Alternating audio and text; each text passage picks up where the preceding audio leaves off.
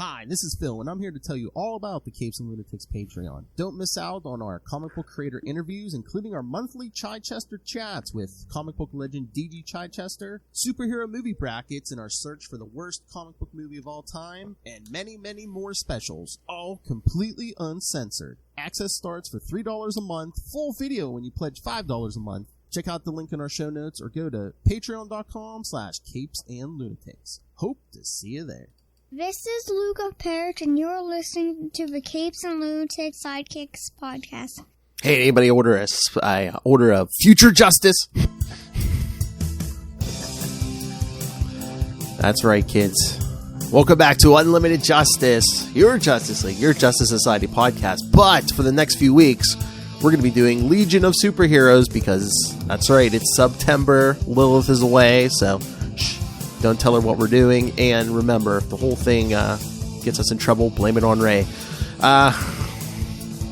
Joining me, my co-host from Sector 2814, the Green Lantern podcast, and a lot of projects you will hear at the end of this show, Mr. Will Allred himself. Well, hey, thanks for inviting me to the insanity. Hey, no problem. I've been wanting to read more Legion. Like I said, that's one of the holes in my reading of Marvel and DC's Legion. So I was like, you know what? Let's do it. I know Will's a fan of Legion. Let's do some Legion. You know, they mentioned we're going to get there. They mentioned the Wanderers, but that reminded me that one of the he only did an issue and a half of Quasar, which is a title that's near and dear to both of our hearts. But the late Steve Lytle was a Legion artist for quite a long time, as well as on the Wanderers. Oh, nice. So nice. It's all connected back to Quasar. Quasar is the center of the universe, right? Always. Exactly. What about our Quasar podcast, The Quantum Zone? I'd say I was recording some Batman with Justin last night, and I was like, I forget how I did. I just brought up the Quantum Zone, and I was like, kids, I'm like, the easiest way to listen to all that, go to our YouTube channel. There's a playlist of over 150 episodes. Yes. Because he was like, did you guys do the whole series? I said, yeah, we did the whole series. We did Avengers issues. Did Project Pegasus. Every part of Operation Galactic Storm. That's a big honking deal. That was 18, 19 parts? Yeah. Yes, deal. We did that. One issue a week, kids. We didn't do all of it. We just did bits and pieces of Infinity Gauntlet, didn't we? Yeah, we did the Quasar tie-ins. I think we did the main series. I don't think we did any other tie-ins. Although we will be soon when we do when you catch our 2-part Wonder Man special also this month in September. So over on Capes and Lunatics. Jeff Johnson on that series. I love that series so much. That's right. It's going to be a bunch of old men talking about the 90s kids. Two of us, Justin the Outlaws, good, and of course, the king of sausage himself, Ray. Hey, wait. I've heard about his favorite character, but I can't remember his name. Batman. My favorite character. I know, but we're going to force him to talk some Marvel. Sausage! Oh my god, he always says he's too busy to do more projects, but meanwhile Justin and Russell talked him into doing a podcast about one of his other favorite characters. They're doing a podcast on the Predator. Oh, I think I saw that. Yeah. That's what I said. No matter how busy Ray is, if you bring up one of his favorite characters, he'll jump in. He'll actually create more time. Yes. In a day. Yes.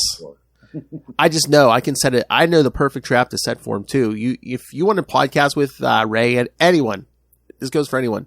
Just say you want to start a podcast about either Hercules or Tigra. Yeah, he's in. He's down. Okay, That's cool. Those are some of his favorite characters. Speaking of Marvel, did you get a chance to see She-Hulk last week? Mm-hmm. Yeah. Did you? Yeah, it was delightful. Yes, it was good. I liked it. It was really fun. Yeah, it was only 38 minutes, man. They packed a lot in there for 38 minutes. There's something I haven't researched it yet, but there's the spoilers. There's that point where she breaks the fourth wall and talks to it, and she surprises herself. I'm curious about that. And then of course she talks to the audience, during the episode as well. But that was like the first time it happened, and I was like, okay, she seemed to surprise herself. What does that mean? I know. Have to get her to meet Deadpool one day. Yeah. But Daredevil's showing up at some point. In the red and gold. I think they said, She-Hulk is 9 episodes instead of 6, so we're going to get a few more. That's good. Yeah. That's cool. And we got Titania in the first episode. Yes, at the end, yeah. Who are you? Oh, all right. I have to brag to you because I've been bragging to everyone else, Lilith and everyone else. Yeah, I went on Amazon. I was looking up, I've seen it in the store for full price before, but the Savage She-Hulk Omnibus. Oh, okay. Which has the 25 issues of the original Savage She-Hulk run, and then there's like a random, or a Marvel 2-in-1 issue that she's in. Uh-huh. So yeah, like 26. Yeah, it's like one of those hardcover omnibuses. Uh-huh. Cover price $100. I got it on Amazon for $62. Nice. Very nice. I know, because I said, Lil said sometimes they have like flash sales like that. She goes, if you see them, do it because they don't last long. So yeah. You know, I never read the Savage She-Hulk, but I loved Sensational She-Hulk. When John Byrne took it over, and then when he came back after some other things. Yeah. But yeah, that was an awesome series. And then the more recent series with, was it Dan Slott that wrote? I think it was Dan Slott that wrote it with Bobio. Can't remember the artist's name, but it was basically the She-Hulk Attorney at Law series. Yeah, because they're pulling a lot from that. Maybe? Yeah, they're pulling a lot from that. Yeah, because there's one now. There's a current one now with Rainbow Rowell. She's basically She-Hulk's hanging out with Jack. Jack of Hearts is back. Oh, okay, that's good. It's basically like, how are you back? I don't know. I can't remember. Cool. Let's just go with it. So they're trying to piece that together. But no, I'm interested to dive in because I'm only like 3 issues into the Savage She-Hulk thing. But no, because I wish I'd struck earlier. But I guess the man who wrote most of those issues, David Anthony Kraft? I think he passed last year, so I think so, just missed him. But it's interesting because he had a foreword in the book, which I don't know where he wrote it. But he says that like the first issue. I mean, they created the She-Hulk, so they didn't lose like that. It was around 1980. It was around the time when Bill Bixby's Hulk was out. Yeah, and they didn't want to like lose the rights to the TV production for the She-Hulk, so they created their own. So issue 1, Stan Lee wrote that story, and then from issue 2 on, he just handed it off to David Anthony Kraft. He's like, here, And in this intro, he said, they basically just gave me a blank slate. Stan wrote the origin, then he says, pretty much do whatever you want with it. So, well, that's cool because she started showing up in Roger Stern. Well, no, I think it was Roger Stern's Avengers, or right before Stern got on the Avengers. Yeah, because she was flirting a lot with Hawkeye. I remember that from like the early two teens, 220, maybe. Yeah. Wasn't it like Was it right before, or around the same time that Monica Rambeau joined? Yep, I think it was around the same time. Yeah. Great issues. Oh yeah. It's crazy that I don't know. For instance, these Legion of Superhero issues are what, 40 years old? Yeah, like I said, I mean, I read this was like the first time I read these. I mean, they held up, even pre-crisis. I mean, yeah. But again, set 1,000 years in the future, you're not tied to like a ton of different other books and stuff. I mean, we'll see. We'll see in these. They mention stuff from the past in a big way, but yeah, you're not tied to like 50 other monthly books and. Yeah. Well, I mean, you had Superboy, Supergirl, which was cool. Yeah. But again, it's time travel. You could basically. Yeah. You can get away with about anything with time travel. Exactly. I was going to say, should we jump into these? Because it's what? Let's do it. 5 issues. There's a lot here. Double-sized. Yeah. And I'll probably have questions for these. All right. The first. All right. The Great Darkness Saga, kids, begins. And let me preface it before we get started with one thing.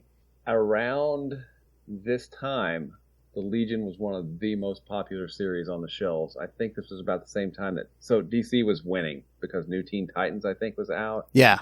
Legion of Superheroes, and then these series were so popular they get relaunched on, the thicker paper, the higher quality stuff. I think we call them the Baxter books or whatever. But the Legion was a big deal.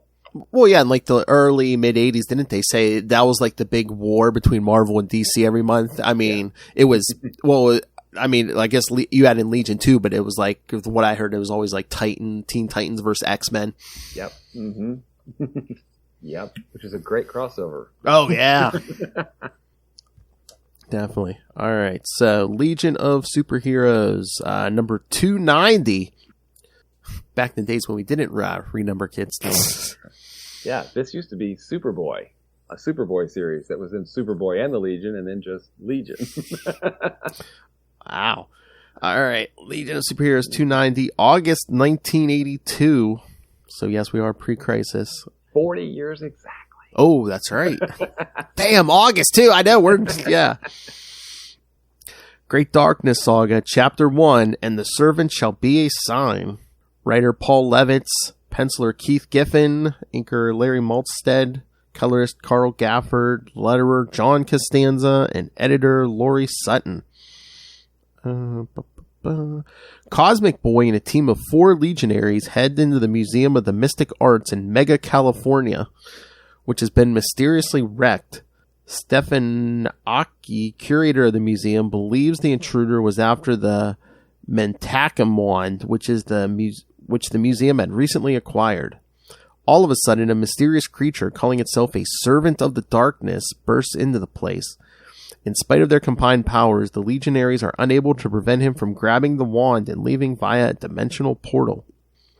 Meanwhile, in the Legion headquarters, Brainiac 5 and Block discuss Matter Eater Lad's mental state and Chameleon Boy being ostracized by his teammates after dragging them off on a suicide mission which almost caused another Earth Kundia war.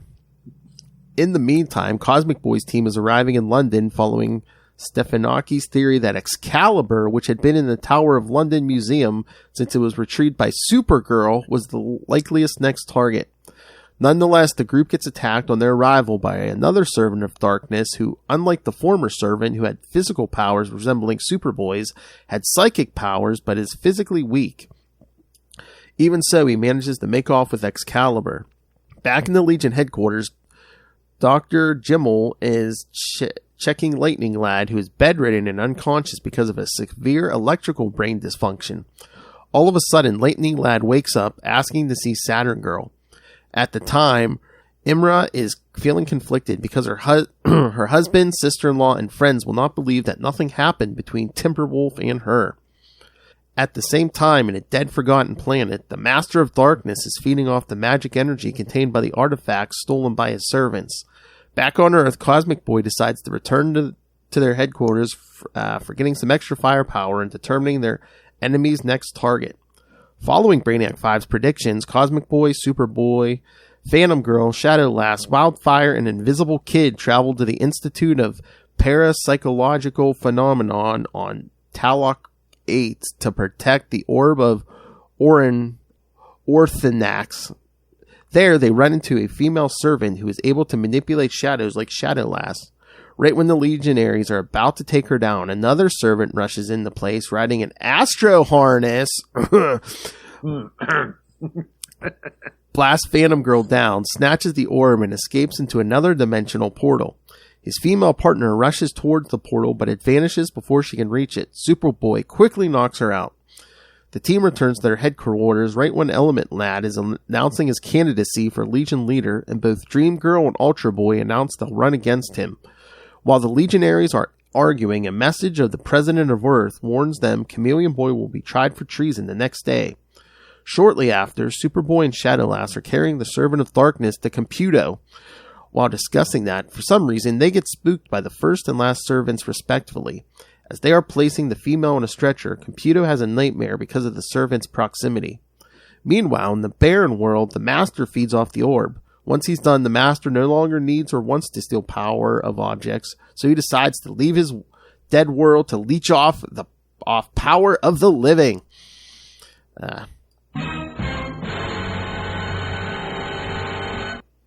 Okay. All right. Good start. First issue, I was already into it, But this is like one of the things that always made me hesitant about like jumping in the Legion. Cause I'm just like, man, there's so many characters. There is a lot going on. So many Legionnaires. Yes. There are lots of Legionnaires. And not even all of them are on active duty. Wait till we get to the 294, right? Question for you. Did you know who the villain was before you read it? Oh, the Master? Yeah. Yeah, okay. Because that was apparently that was a big deal back in the day, who Oh, yeah. was it? Yeah, I mean, because it was month to month, this here internet thing didn't exist yet. Yeah, I kind of heard, and I was looking at the covers before I started reading. I saw his head on the end. I was like, oh, yeah, I remember. Yeah. Hearing about this, yeah. But, I mean, I think... And again, you know what? I mean, the Astroglider thing was kind of like a big clue, and then just like, I don't know if it was this issue, but one of the upcoming issues, the Master's eye beams, I was like, okay, yeah. There's a big clue. So the 4 darkness things we have, do you want to reveal that now, or do you want to wait till we find out later? Oh, I don't care. If you want to, okay. Yeah. So you've got an adult Superman, right? Yes. You have Orion. Yes. And you have a Guardian. Uh-huh. And then Lydia Malor, the ancestor of Phantom Girl, right? Mm-hmm. So, but I thought it was interesting that he used a Guardian, because the Legion, there's a story I think in the Legion, I think it was going to be in the next issue, that 295, that said it explained why Green Lanterns weren't allowed on Earth, but there were lanterns in that time period at least. So that's kind of cool. But yeah, I can't. If I read any more, that's probably gonna be one of my next things. I saw the blurb in the app. It says, he's like, why aren't there any like Green Lanterns? Because we kind of like those guys. Yes. Yes. Catch an episode tomorrow, kid. Exactly. So one of the cool things about Paul Levitz, the writer, he was also publisher, of DC, Oh yeah, for quite a while. But he actually, if you Google it, the Levitz paradigm. If you Google the Levitz paradigm, it's basically a way to write a team book. You have A plot, B plot, C plot, and D plot, and you would A, B, C, D would start, and then he would, elevate D to C, then C to B, and then B to A. And it was the way you could stretch out and actually plot, a big team book with all these subplots and everything. It's a really cool thing from a writing standpoint. And wasn't he pretty young when he started writing this? Is that? I think so. I think he was. Well, I'll look it up, but I think he was probably in his early 30s when he was writing this. Maybe. Oh, maybe. I thought he was younger than that. Okay.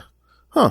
I don't know, but I will check. Unless I'm thinking of somebody else, but I did see in the notes here, Supergirl retrieved Excalibur in Action Comics 267, which is in the early 60s, I think, right? Let me open up the link here. 1960. There we go. Nice. So yeah, I mean, at the point this book came out, they were referencing something from 22 years ago, in 1982. Yeah, he was born in 56. Okay. So he was just 26 then when he was writing this. Wow, that is impressive. Very impressive. Oh yeah. I thought he was kind of young, but although I don't know if anyone beats Jerry Conway. I think he was like 16 or 17 when he started writing Spider-Man. Or Shooter was like 14, I think, when he wrote his first Legion story.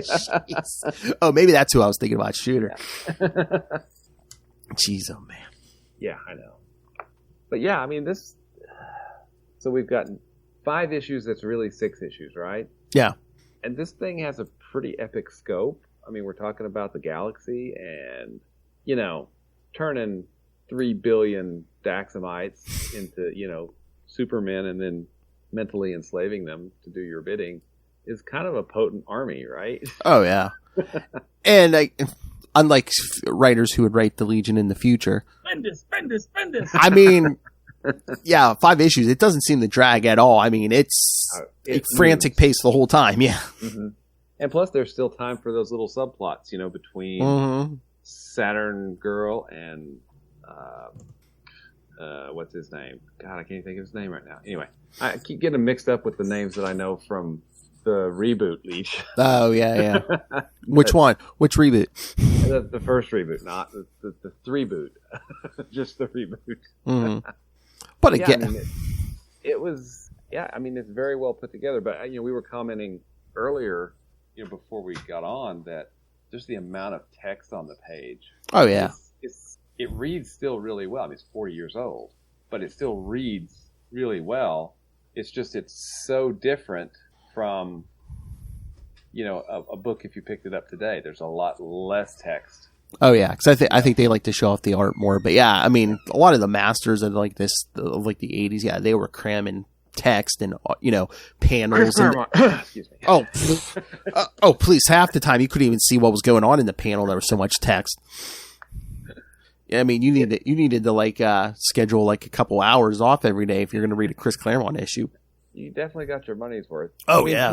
Toward early on, he was at his prime during a certain period, and then later on, I think it kind of got worse, and it was, but he's Chris Claremont. That Shadow King was monologuing. But I do know what I wanted to bring up. Speaking of Legion news, I believe the coming out this week is let me double check my list. Yes, Justice League versus Legion of Superheroes number 5. Speaking of Bendis, I thought that was over already. It seems to have been dragging on. It's been late because number 1 came out in January. Oh, okay, that explains. Yes. Why, yeah. So now, yes, we're recording this towards the end of August here. Yes, number 5 is coming out. Is it a 6-issue series? I think, yeah. Okay, I need to pull those out and read them. Yeah, but I mean 6 issues. It should have been done in June, Will. Yeah, you're not wrong. Because in 9 days, 10 days, it's going to be September. So yeah. Well, that's what me and Loth were saying. And we said this a few times where it's like, maybe Bendis shouldn't be writing books. Maybe I don't know if he might be better suited for as an editor, like a big picture man. Come up with a big idea, then have someone else execute it. Well, I think he's a good writer. I think maybe he stretches himself too thin. Maybe. I don't know. And again, I don't know if he's the right choice for cosmic stuff. Again, and especially characters like he created or co-created, like Jessica Jones, Miles Morales, Naomi, him and David F. Walker. Lots of street level stuff. Yeah. Even his Ultimate Spider-Man wasn't bad. Yeah. Mm-hmm. Daredevil. Yeah, Daredevil. I mean, yeah. Just when he gets near those Avengers or X-Men or Superman, ages up his kid. Kind of a big deal now, right? Oh yeah, people. Oh, a lot of people don't like that. Yeah. All right. So should we get to the next issue? You got it. Everyone's like, "What happens next? What happens next?" The Master of Darkness returns. What is this? A Metallica song? That's right. All right. Legion of Superheroes 291, September 1982. Great Darkness Saga, Chapter 2, A Sign of Darkness Dawning. Writer Paul Levitz, let me see again. I was going to say same team, but I believe letterer now is Annette Kowecki. So, that's right. We do it. Well, yeah, we got a backup story in this too. Oh yeah, it's like an 8-pager, right? So yeah, I forgot that. Of leaders and lovers. Yes. Uh-huh. Levitz wrote that also, but penciler Howard Bender, inker Rodin Rodriguez, Carl Gafford, letterer Janice Chiang. Hey, from Quasar. Oh yeah. From a lot of stuff. Yeah. A lot of stuff. Yeah. All right. So, for the main story, Mon-El and Shadowlass are analyzing the unconscious servant of darkness captured by the Legion. It turns out that she's a clone made of inanimate matter of Shadowlass's ancestor, Lydia Malor, who had been dead for almost 1,000 years. Shadowlass is trying to process that information when all Legionaries are called to the planning election meeting.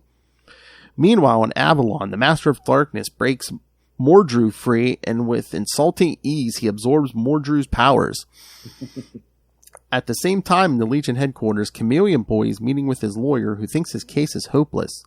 The servant The servant lying in stasis in the lab starts stirring slightly, and in the main meeting room, the Legionaries are arguing over the leader's election when Dream Girl has a vision of her sister, White Witch, on Naltor being attacked by the servants of the darkness. At the same time, the Legion is warned about a major disturbance on Takron Galtos, as well as Mordru being freed in Avalon. Ultra Boy and 3 other Legionaries put an end to the riot and find the Time Trapper worn out and shaking inside his now broken cell. Shadowlass and Ultra Boy notice some kind of nearby dimensional portal cloaked in darkness not even Ultra Boy's vision can pierce through. Infuriated at Ultra Boy trying to look upon his master, one of the servants dashes out of the portal and attacks the Legionaries. However, they manage to drive him back into the portal. Back on Earth, Saturn Girl remains by Lightning Lad's bedside, who remains in a coma due to some strange electrical fever. Meanwhile, in Avalon, the Legion finds Mordru has been easily defeated and gotten his power drained by the Master of Darkness. On Naltor, the Legion arrives in time to stop a servant from kidnapping White Witch. During the battle, Invisible Kid tries to sneak into the portal, but he's spotted by the Master in spite of his invisibility and blasted down. However, the Master decides the Legion is giving his servant more trouble than what White Witch is worth, and he teleports himself and his minion away. In the aftermath of the battle, the Legion takes Invisible Kid to a hospital, and Dream Girl has another vision where the Legion fights the servants again in the Sorcerer's world and gets defeated. That's right. That's right.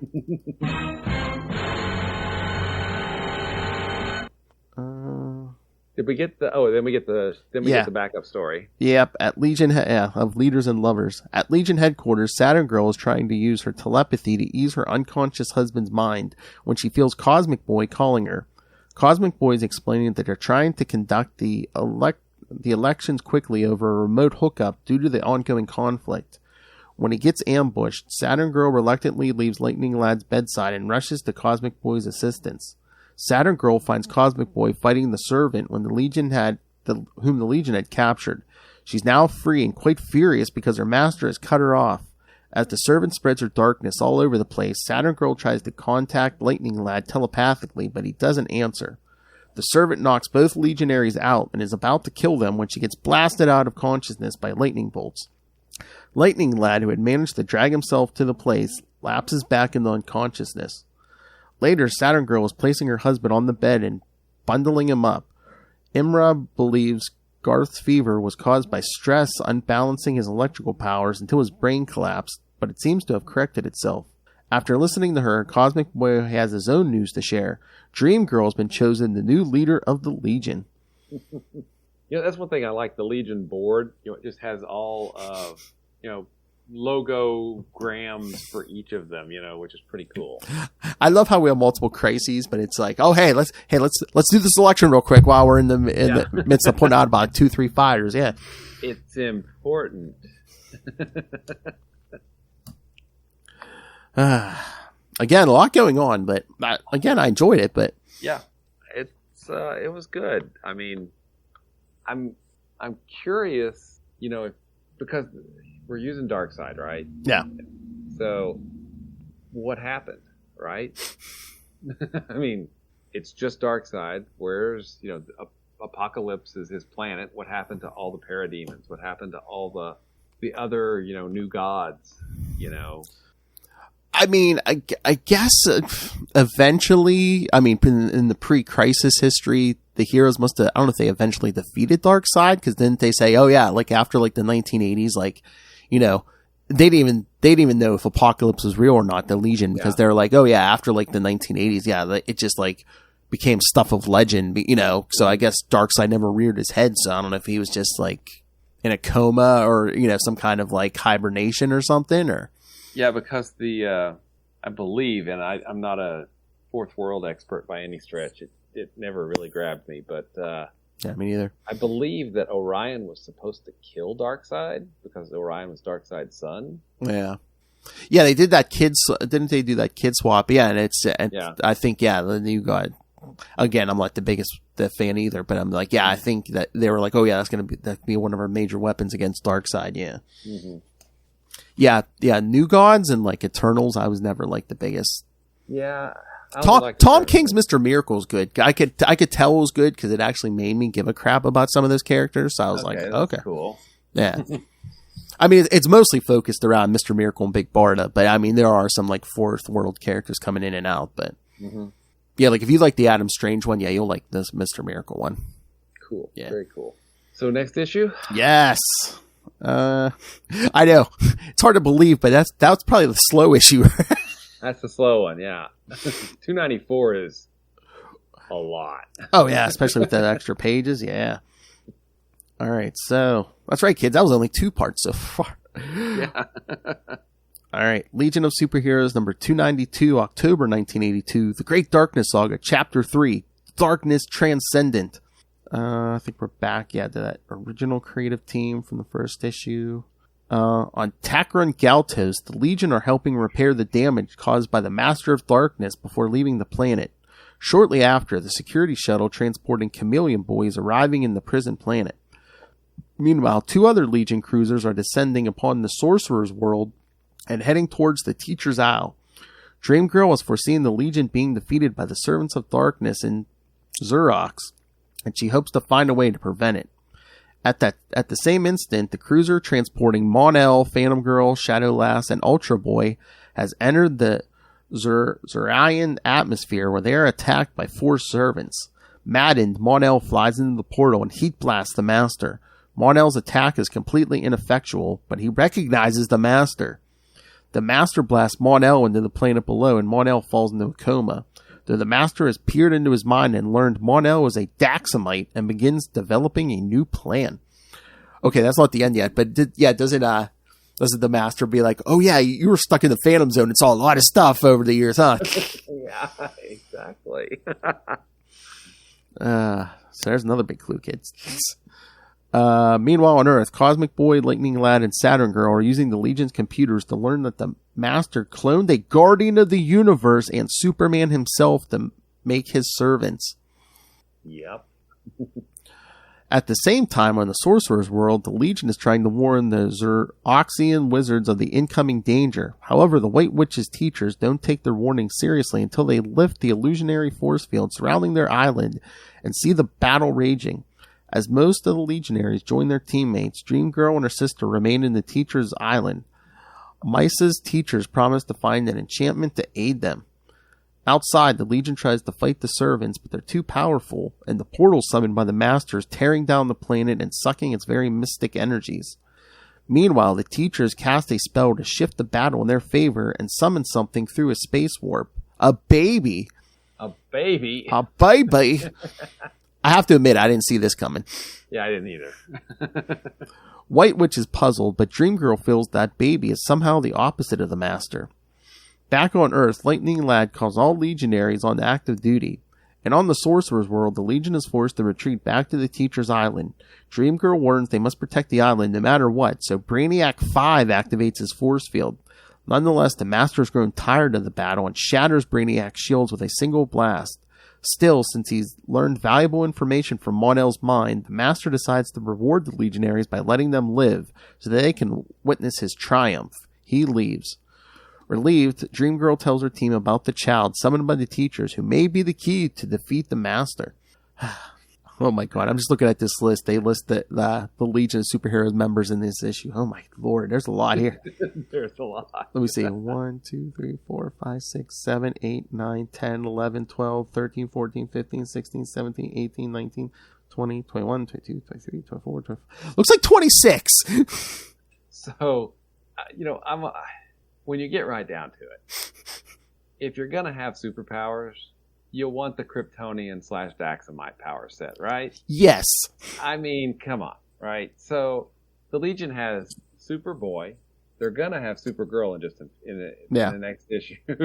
They've got Ultra Boy, who's at times can approach that level. Mon-El. They've got Mon-El, and then they call in some friends later. They've got even more Kryptonians, fully powered Kryptonians, and they're getting their butts kicked. Okay. I know. What does that say? Because don't they mention that later? They're just like, oh yeah, man, if the Master's powerful enough to put Mon-El in a coma or whatever, he's pretty powerful. Oh my god. But yeah, 26 Legion members. In alphabetical order from Block to Wildfire. And Wildfire was kind of one of their big guns too. Yeah! Because he's like, what is he, like energy, or is he fire or is he energy? Yeah, he's like in a containment suit. Yeah. And he was kind of their hot-headed member, I think, at the time. So yeah, because at one point they were just like, oh yeah, man, we got our butts kicked and we had like Superboy and Wildfire. Yeah. But yeah, no, this is interesting. But yes, again, a lot. It is a lot, yes. Again, modern comics could not do this in 5. No. This would be at least 12, at least. Uh-huh. It would be. I think I would agree with that. This would be at least a year of stories, yes. Maybe more. And depending who is writing it, oh yeah. You know, one thing that does bother me though, if there are Green Lanterns, obviously, you know, it's a Legion of Superheroes book, so I get it. But you would think that if it's a galaxy-wide event, they would have some, you know, Green Lanterns stepping up. If there were Green Lanterns in the future, which there were, then there weren't, then there maybe are. You know, the future is fluid, whatever. Oh yeah. Like I said, I didn't read that 295, but I mean, they should do something. I mean, is that like the advantage of being in like the 30th or 31st century? It's like you can play with stuff that was from the past, and it's like you can have whoever you want is dead. You know, well, most of the heroes we knew from the 21st century are dead. So it's like so you can pretty much. And that's something that's kind of always bothered me. Is, you know, every so often they decide to, you know, blow up the central power battery, and, you know, then the Green Lanterns are gone, then they're back, then they're gone again really quickly, but then they're back. And for a police force that has endured literally for 1 billion years, they seem to get blown up a lot now that Earth's on the scene, right? Yes. Sorry, that's annoying. I find that annoying. That has nothing to do with the Legion, so sorry. No, that's okay. That's okay. Again, you know, Sector 2814, kids. We care. We care about Green Lantern. If you want to hear from this Hal Jordan lover, yeah. Again, every week on Sector 2814, the Green Lantern podcast. I, of course, love Hal Jordan. I do. See, Ray, own it like Will owns it. Right. All right. Should we get to the next one? You bet. All right. Sorry, I was pulling up the schedule, so when we go to read it, I won't be like, oh, where's it at? All right, kids, get to part 4, Legion of Superheroes 293, November 1982, The Great Darkness Saga, Chapter 4, Within the Darkness. Again, it looks like the same team. Again, sometimes like those letterers or back to Costanza for letterers. Yeah, but most of the team stays the same. It seems like the letterers maybe kind of start shifting, but there is a lot of lettering to do. Yes. Oh yeah. They're wearing out their editor or their letterers. Yeah. Costanza. And another backup. Fate is the killer. Fate killer. What was that one? With penciler Kurt Swan. Did I skip over that? I was going to say, that doesn't sound familiar to me, but I read it on the app, unless they missed it on the app. But let me see. Fate is the killer. Oh, yeah, that's weird, because I don't know if they're... Oh, you know why? It wasn't a Legion thing. It was, I don't think they had it on this one on the app. That's the, it was kind of like an ad, but it was like one of those short stories in the middle. It was a... oh, gotcha.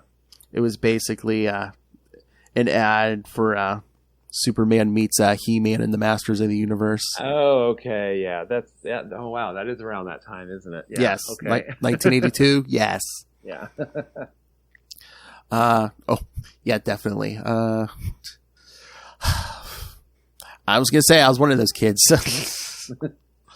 I was too, and it was only 2 years out from Transformers. I was also into them too. Yes. Oh please! I'm again 1985. 1982. I was 4. 1984. I was 6. So yes, that was really sad for. I was there in the theater when Optimus Prime died. Kids, were you? Yeah. Do you know the real meaning of Prime Day? I do. I remember he died. I'm like, wait, what? And all it was they were like, they were making a new line of Transformers and they were like discontinuing the old ones. They just like killed off all these Autobots. It's like, wait, what? Yeah, it was hardcore, man. Hardcore. Can't have no Autobot old age retirement home or something.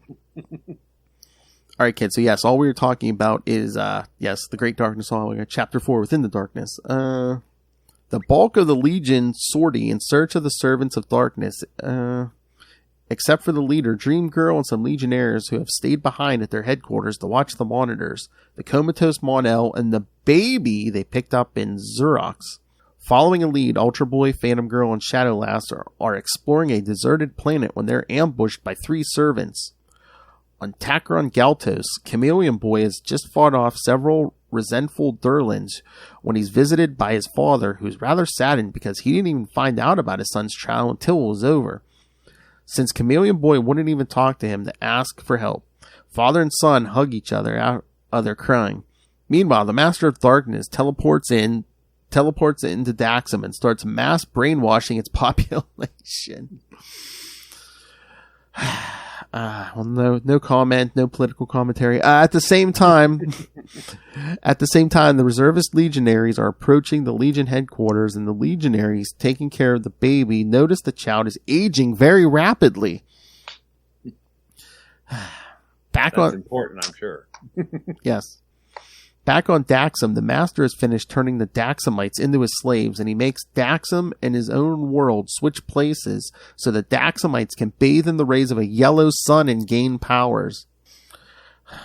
How dangerous do we not have number 2 pencils in the 31st century? Yeah. Because again, kids, Daxamites, no, it's not kryptonite, it's lead. Yeah. And hey, if you want to know about the ultimate Green Lantern, Sodom Yat, who was a Daxamite with a power ring. Yes. So in 1982, you could have taken out every Green Lantern, including Alan Scott and Daxamites with a number 2 pencil. Exactly. It had to be a number 2 yellow pencil. Yes. And they say the pen was mightier than the sword. Jeez. Shortly after, Dawnstar and Wildfire, tracking the Master down, followed closely by a Legion cruiser.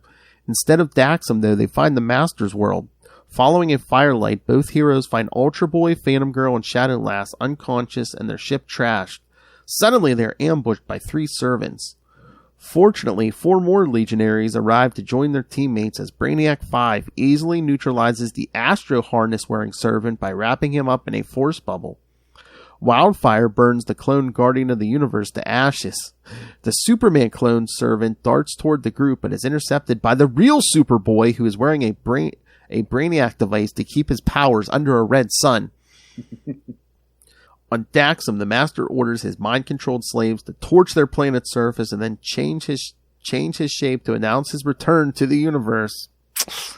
In the meantime, Superboy's fighting his clone, but Brainiac's gadget gets burned off. His clone wants to kill him, but Element Lad forms a lead shield around Superboy and then turns the rock surrounding the Superman clone into gold kryptonite. Because what does gold kryptonite do, Phil? Takes their powers away forever! Ever. Then Timberwolf finishes them off. Enraged and frightened, the last servant manages to break Brainiac 5's force field and leaps into a space warp. Shortly after, Dreamgirl's cruiser has arrived to pick up her partners. Brainiac 5 says he has deduced the Master's plan as well as his true identity. In the meantime, the Daxamites have finished reshaping their world to their Master's image. The Master of Darkness commands him to go and conquer the universe for him. ... For Darkseid! Yeah, a lot went on this issue as well. Yes.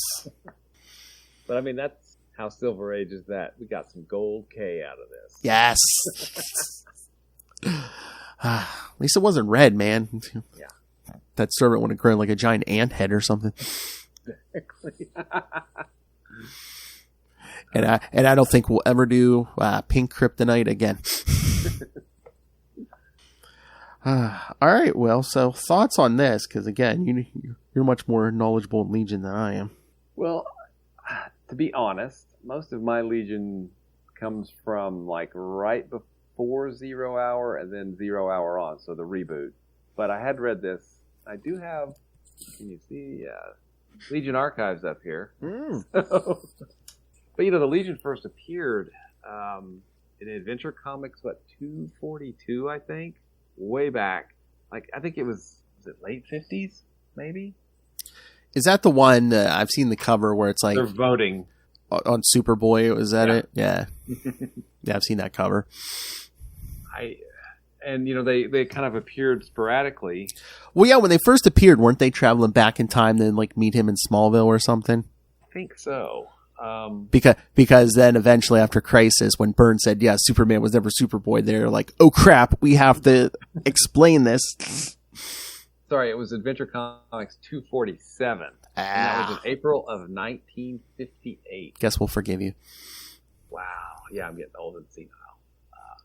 But then I think they've appeared as backups in like Adventure Comics and then maybe some Action Comics. And then they started showing up regularly in Superboy and the Legion. And then they became the Legion.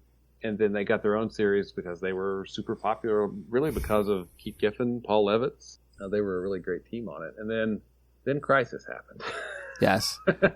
I was going to say, we could really twist people's brains. You know what we should have added for one of these weeks? That Byrne thing, where they explained, how are they going back and meeting Superboy when Superman was never Superboy? It's a pocket universe. Oh, kids, oh my God, he's been waiting that whole time. That's why he wore a shirt with a pocket on it. Oh, that's right. It was years of preparation just for that gag. Oh my God, we should have did that this month just to be like, hey kids, look at this mess. Well, and then Supergirl didn't exist, so she got retconned into being, I think, Andromeda, who was another Daxamite, and then because there was this great love affair between Brainiac 5 and Supergirl, and because there was no Kryptonian Supergirl after Crisis. They all mourned her during Crisis. Then 5 minutes after Crisis, everyone forgot who she was. Everyone still remembered Barry Allen. It's like, Crisis was, hey, you know what? Let's have a dark Crisis. How about we do that, Phil? Aren't they all dark? We're having a crisis again.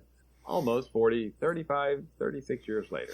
Dude, you're pushing my ADHD because now I'm thinking, you know what? The next 2 weeks we were going to do stuff around the 0 hour. I'm like, we might have to consolidate that into the 1 week and do that Pocket Universe stuff next week. I don't know. I don't know. The Pocket Universe stuff. Well, then we get the Lightning It's exhausting. Saga. It's exhausting.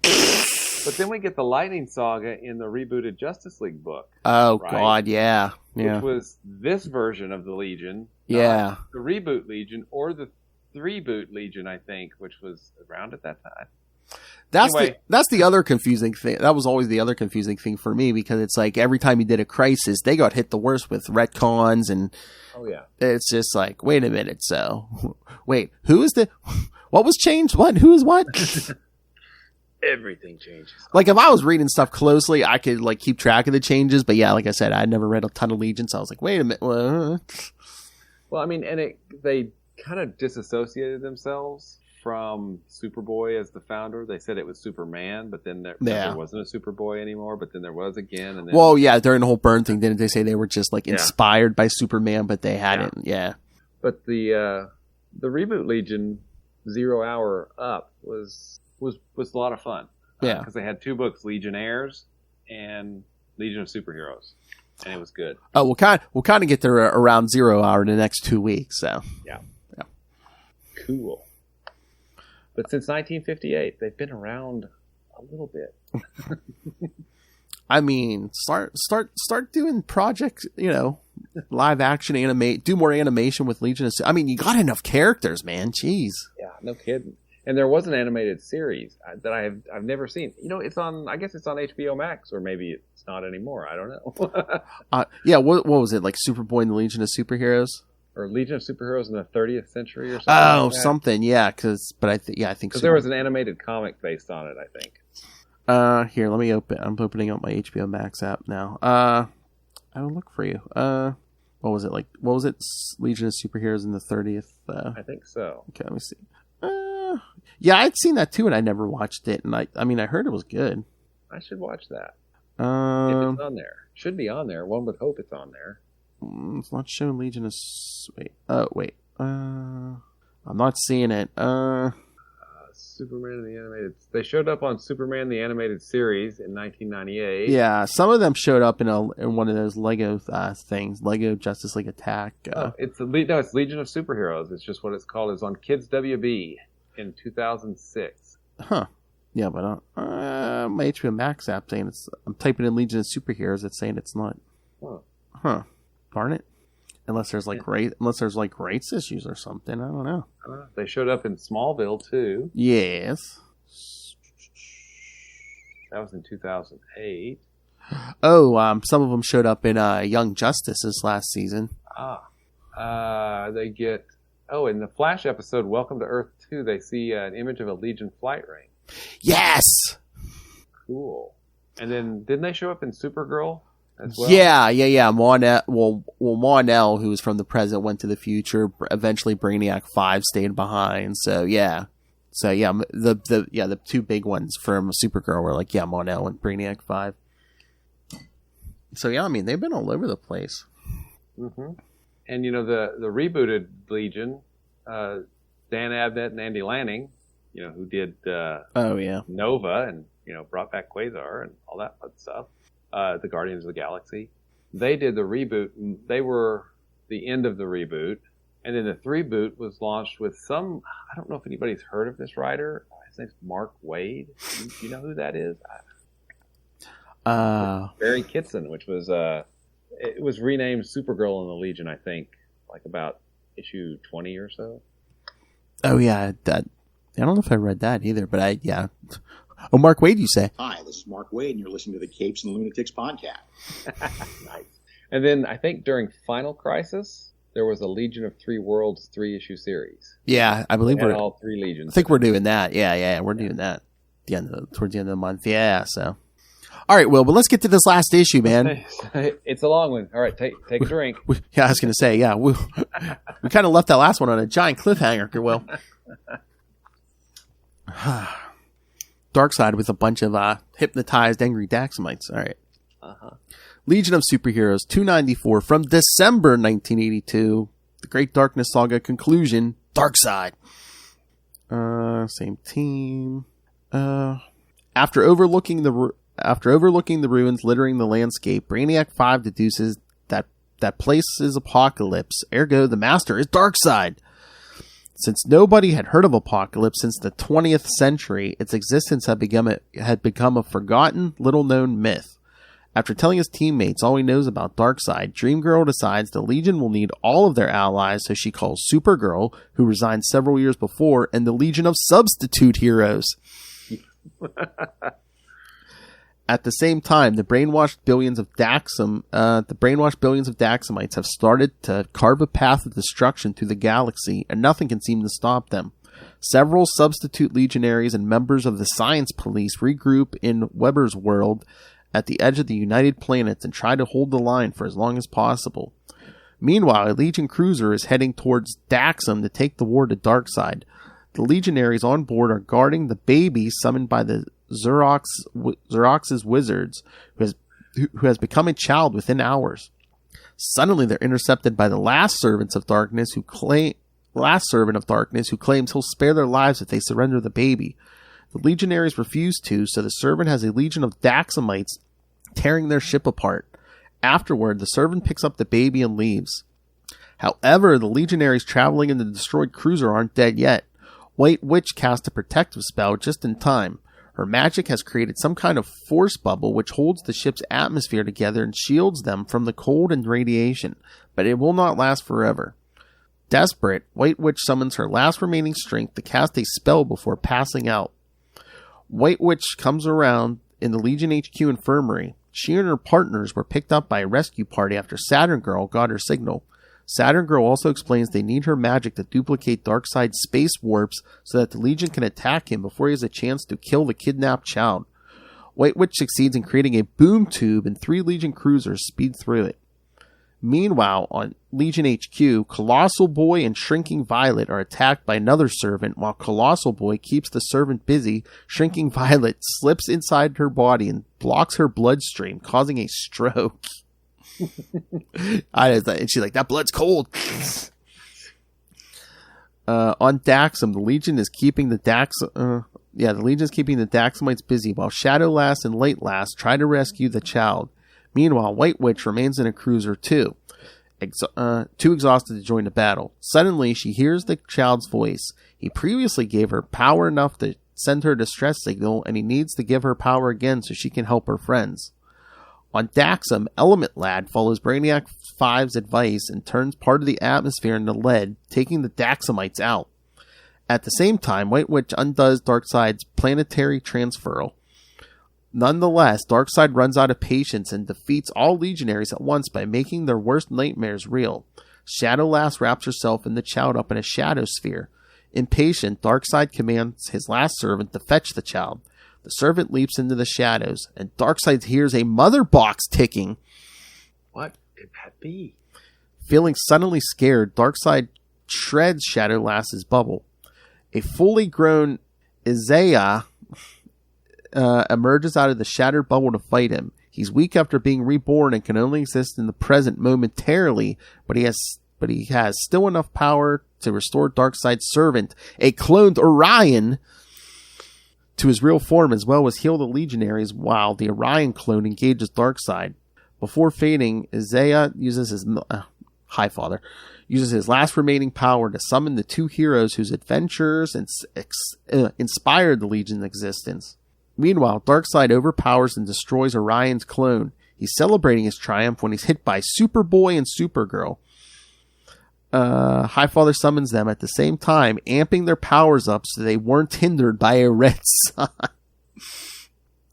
Darkseid angrily blasts Superboy back to his own time, but Supergirl fights on. Her struggle gives the Legion time enough to regroup around Darkseid, and Saturn Girl declares he's lost. Perplexed, Darkseid expands his senses and realizes that his long slumber has made him too weak to fight the Legion and simultaneously control 3 billion slaves. The Daxamites are now free and the Legion's allies are leading them to him. Darkseid angrily admits he has lost, and after warning the darkness will keep growing within them until destroying them, he vanishes, taking Apocalypse with him. In the aftermath, the White Witch joins the Legion. Lightlass quits, and Brainiac 5 tells Supergirl he's finally over his crush on her. Kara, before she leaves for the 20th century, remarks that is a pity, since she was noticing how cute he was. Brainiac 5...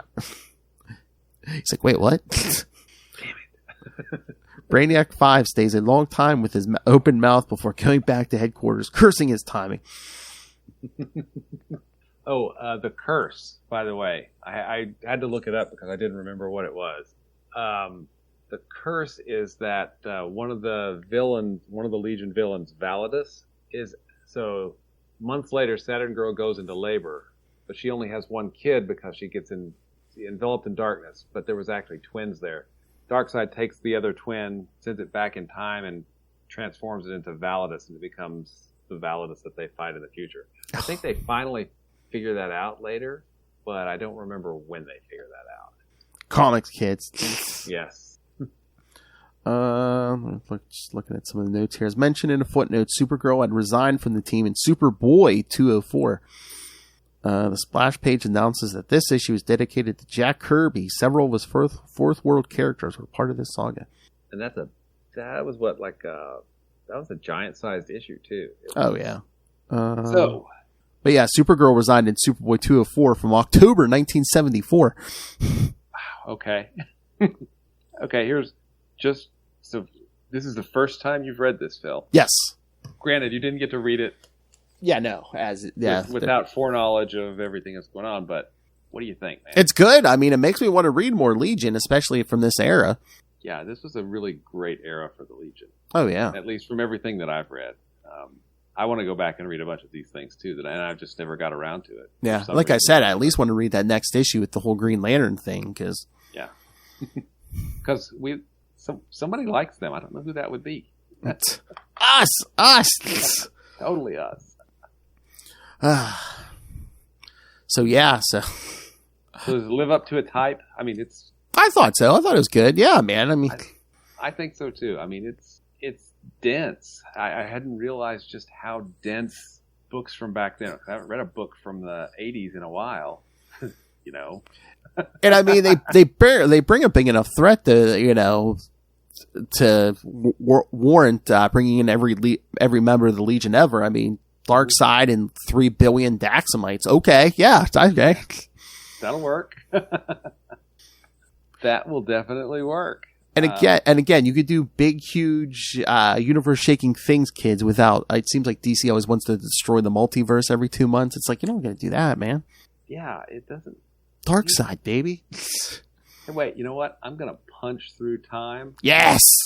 Or I'm going to punch something and it's going to cause problems with the time. I can't remember which crisis that was. Oh, Superboy Prime. Wasn't that Infinite Crisis? I think that was Infinite Crisis. That was him breaking out for Infinite Crisis. Yeah, and it brings Jason... And punching through time was, of course, DC 1 million. Yes. Which we already covered, yeah. Yep, no, Superboy Prime punched the wall and Jason Todd woke up severely injured in his own coffin, yes. Oh, okay, cool. Mm-hmm. That's originally how they brought it back, because everyone was like, they didn't reveal it right away. Everyone's like, oh yeah, it was Lazarus Pits. And everyone's like, no, they were like, no, nothing, that's too easy.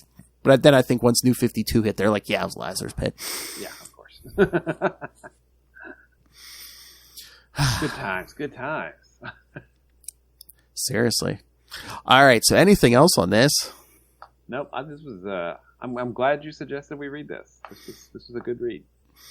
I mean, again, this is the one I always heard about more than any other Legion story. So, All right. So yeah. But next week, yeah, we're gonna start basically 2 weeks. We're gonna be doing around 0 hour, because next week we'll be doing Legionaries number 18 and number 0, Valor number 23. Because I think it kind of has something. And Legion of Superheroes 61 and number 0. Gotcha. Yeah, then in 2 weeks, I believe it's probably like the next month or whatever, we're going to do Legion of Superheroes 62 through 65 and Legionaries 19 through 22. Cool.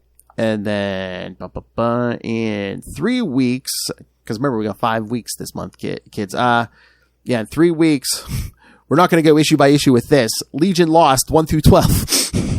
That'll be a summary. Yes. But Yes. By Dan Abnett, Andy Lanning, and the artist. Such an amazing artist. I cannot remember his name. Don't worry, we'll get there. Yeah. Well, okay. Cool. Yeah. That's. And then for the final week of the month, we'll do Final Crisis, Legion of 3 Worlds. Again, kids, my Legion knowledge is limited, so yes, Mr. Allred here will help me pick these out. So. Oh well. Okay. Yeah. But I don't know as much as I should know. Yeah, but you know more than me. There are some true Legion experts out there that I don't hold a candle to. But I mean, you almost have to be a full-time almost a full-time Legion fanboy, over like any other character, pretty much. I mean, there's so much just to there. Keep the continuity straight. And all the characters, yeah. Because I think when Jeff Johns was writing, was it Action Comics or Superman? Didn't he also bring them back? Yeah, he did something with them, yeah. There? And that was this version of the Legion, not, I think. I don't know anymore. Again, I don't know why they don't play it up more, because between, crises and, just the time travel nature of it, you can always like play with like, the Legion's coming back. Well, which version? There's like, there could be like 3, 4, 5 different versions it could be. I really think that one of the great things about what Levitz was doing is that it was its own thing. Yeah, sure, it had connections to the past, but, it got to a point where there was so much dependence on, what happens earlier that, when Crisis came around, it just... it dealt it a fatal blow. I mean, it really did. Again, yeah, the whole Superboy thing, again, that was a major thing. And then... the Legion was rebooted, not really rebooted, but they canceled the series and started the numbering over. And it was 5 years later, and I haven't read those. It's one of those things I want to read. It preceded the reboot. That was the series that the reboot happens in because of 0 Hour. But it was pretty controversial among Legion fans because it was a darker, grittier take on the Legion. Which I'm not a big fan of dark and gritty, but No, like I said, this pre-crisis stuff speaks to me. I mean, I'm sure once I dip my toe in the other stuff, maybe the 0 hour stuff, I'll be like, oh yeah, this is great too. I think there's a hardcover of Great Darkness. Probably. And I think there might be an omnibus of some of the Levitt stuff. I don't know. I'll have to look to make sure, but I think they've collected it. And I don't know how far along the Legion archives got. I'll do some research and let you know. Okay. Yeah. Again, we got 4 more weeks, Will. Yes. Keep us updated. All right. So anything else? I think that's it. All right, Legionaries. Come back next week. I already gave you the list. Email us all the thoughts, or hey, send us your thoughts on the Great Darkness Saga. We'll read it on an upcoming episode. Email us, CapesandLunatics@gmail.com, or call the voicemail, 614-382-2737. That's 614-38-CAPES. And remember, you can follow Unlimited Justice on Facebook, on Twitter. Join the Justice League, Justice Society Facebook fan group. Find links to all the various social medias for all the various DC and Marvel shows we do. Links to the YouTube channel. Again, it's completely free. Everything we do, everything in Sub-tember, we'll get a video up there. So smash that subscribe button so you don't miss a second of it. Smash it! And oh my God, she was like, you didn't need fill-in hosts. She's like, you could have just did shows with my drops, because I almost have 2 full pages of Lilith Hellfire drops. I'm like, yeah, probably. It's true. And of course, yes, most importantly, please subscribe to the Patreon. We're paying for this out of our own pocket. Every little bit helps, but $3 to $5 gets you early access to creator interviews, including the monthly Chichester chats. I got the good mic out for you guys. And because Lilith Hellfire loves pain, as Will can now attest, superhero movie brackets, we will find the worst superhero movie of all time. By the time you hear this on the podcast, we'll have recorded the August episode, League of Extraordinary Gentlemen vs. Sin City 2, A Dame to Kill For. And every time I say that, Lilith goes, a whore to kill for! Because we're like, yeah, Frank Miller has some issues with women. I think you are probably right. Yes. And then September, we're doing the Phantom vs. the Spirit. Okay. And then October, we're doing Spawn vs. Meteor Man.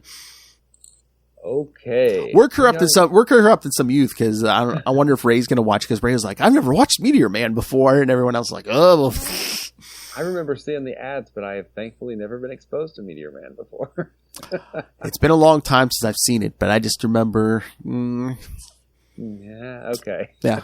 Was it like early 90s? I think was it like 93 or something. So. Yeah, a superhero movie around 1993. Well, yes, that pretty much explains itself. That's gonna be awesome. All right, kids. So yes, subscribe to the Patreon, or pick your all up some Capes and Lunatics and Capes and Lunatics Sidekicks merch. Find it all at Linktree, linktr.ee/Capes and Lunatics. All right, Mr. William Allred, master of the Green Lantern Corps, master of the Quantum Zone, master of the crossover division. That's right, kids. He has his own creator-owned comic crossover division, which you can sign up for, because I'm sure the next issue will be on Kickstarter eventually. And he does another podcast. Well, besides with me, but yes, he does another podcast. So, Will, tell them all about all of that.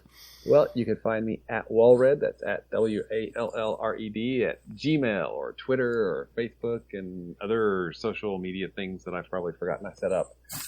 I usually hang out more on Twitter, though. And as Phil said, I am the writer and creator of Crossover Division, which we just funded our 4th issue, which is going to go to print hopefully in about 5 weeks once we finish the art. So that'll be done, and then we'll be doing a collected edition again on Kickstarter, which should be a lot of fun. But you can check that out at crossoverdivision.com. And then you can also check out previous work at diaryofnight.com. And I also get to annoy other people besides Phil. Writer Kevin Joseph and I hang out every Friday night on a podcast called Explain Yourself, where we bring on comic Kickstarter creators and let them explain themselves and showcase their work and talk about their projects. It's a lot of fun. And finally, you obviously have great taste, so you probably love Quasar. And if you do, then you should go to the Quantum Zone and find out all the things that you can about him. And that's quantumzone.org. I'll put it in my navel. Hey, boys, you look at the party? I love the party. I could see some crossover between Quasar fans and Legion fans. I think so. I hope it's going somewhere nice. Seems like I'm getting a package every other day. And I, of course, love Hal Jordan. Yes, kids, and we're recording it the same way, but also, yes, if you're listening to this on the podcast, yes, me and Will will return tomorrow for an episode of Sector 2814, the Green Lantern podcast. That's right. And what are we doing tomorrow, Phil?